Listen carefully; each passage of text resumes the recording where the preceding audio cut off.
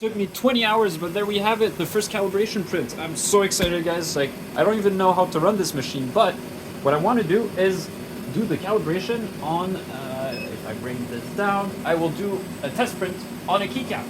Let's see how it goes.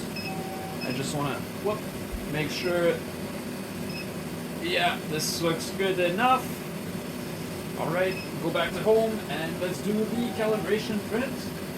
Let's see. All right, it's printing. String is checked, and then it's gonna print. Come on! Let's go! What does it look like? You can see it! Look at this!